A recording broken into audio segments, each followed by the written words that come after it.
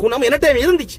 ஆனால் அதை வச்சுக்கிறத வேலை இல்லை, கடும் கோபத்தை வச்சுக்கிறதுல வேலை இல்லை. இங்க எல்லாரையும் மன்னிப்போம், ஒண்டா ஒற்றுமையா ஒரு விதி விலக்கா மாறுவோம். அதாவது நாலு பேர் வளையாம கிளையாம நிக்கிறாங்கன்றா பிரச்சனை இல்லை.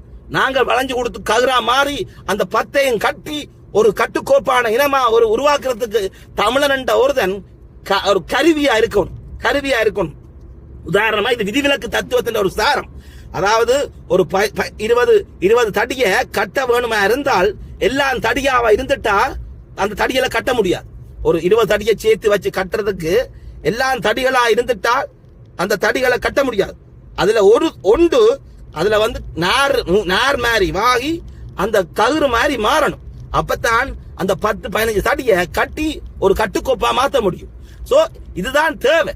எல்லாருமே தடியா இருக்கணும்டா கட்டுறதுல, எல்லாருமே தலைவனா இருக்கணும்னா அதுக்கு பின்னாடி